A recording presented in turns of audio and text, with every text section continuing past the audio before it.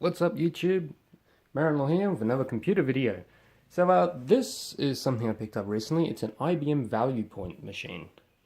Its model is 466DX2, which of course means it had a 486 66MHz DX2 processor.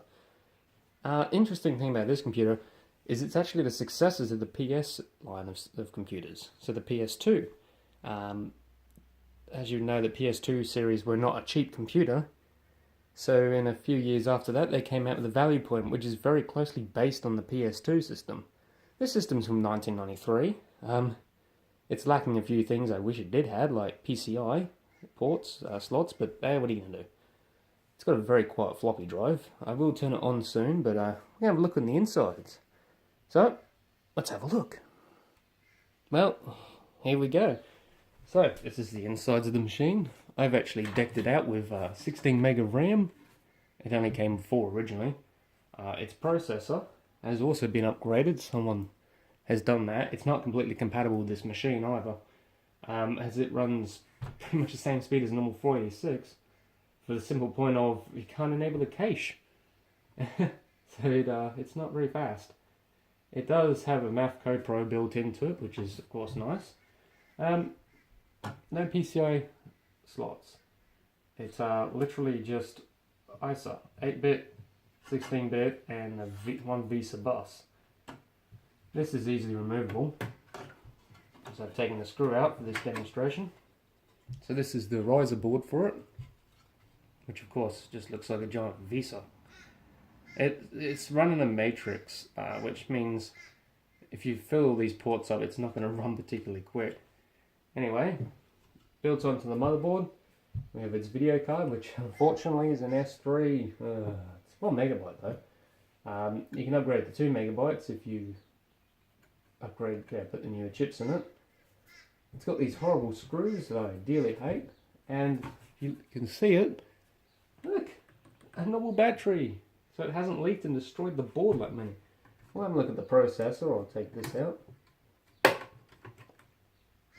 There, it's a, see if we can see that, there we go, it's overdrive, POD, which means it's a Pentium overdrive, and the 5V means it's a 5-volt CPU, runs at 18 megahertz. It's a bit overkill for this machine, and it's not even completely compatible with it.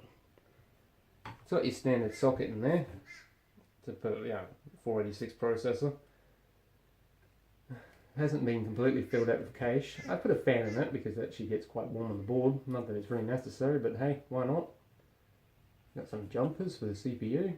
Yeah, I might look into getting some cache for this thing because I can't activate the, I can't enable the processor's onboard cache, which really slows this thing down.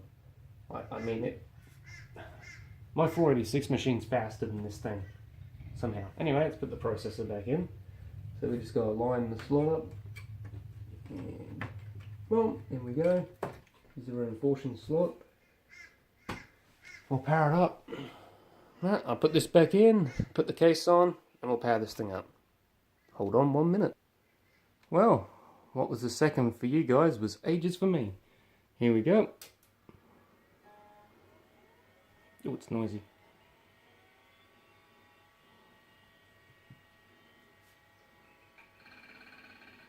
There's the hard drive. I'll tell you what, this plastic's really thick. 80 megahertz. There we go, it's just looking at the RAM. 4 meg, 5, 6, 8, 9. God, this takes ages. There we go. There's its floppy drive. Now it's going to come with an error because I haven't replaced the battery yet. Come on, girl. Come on. Let's do this. There it is. Pointing device error. Now the pointing device is fine. Alright, here we go. It's going to boot up to MS-DOS. I'm going to get into Windows and show you how slow this thing is.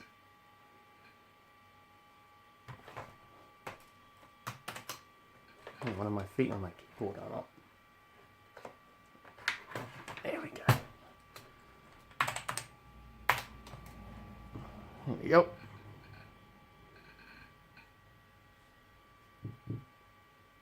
As you can see, this computer is not fast. My 486 would have already been at desktop by now. I have no idea why this thing's so slow. But I'm thinking of putting a 486 processor on the motherboard just to see if that helps at all. Oh, alright. We're going to need a mouse pad. Piece of paper. So all the menus are at least nice and smooth. So it opens up nice and quick.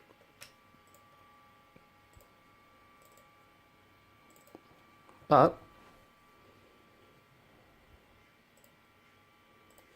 doing this, yep. I mean, this is a Pentium. It should not be this slow.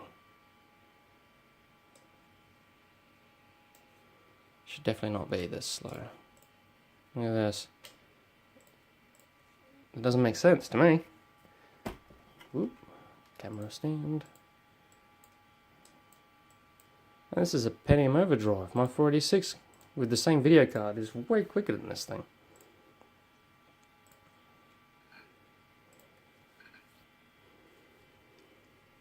Now I'll show you what I mean about the cache.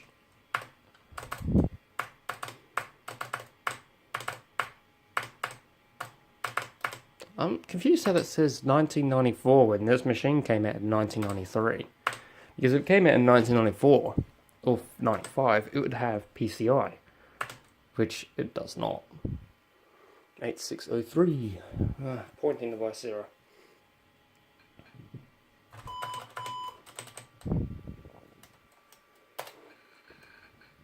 No. Why did you...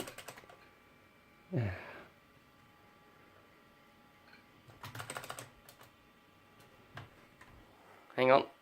I'll pause and get this in the BIOS. Well, for some reason it's not letting me into the BIOS. I do not know why. But even like loading this, it's a bit slow. And I think it's the Pentium CPU. Anyway, I'll have more videos on this machine soon, because I got to clean it up, put the power button back in, and yeah, fix this thing up. As you can see, the plastics haven't, this isn't from this computer, but the plastics have not changed colour. Very cool. A good testament to IBM's heavy build quality, because this thing weighs about 20 bloody kilos. Anyway, thanks for watching.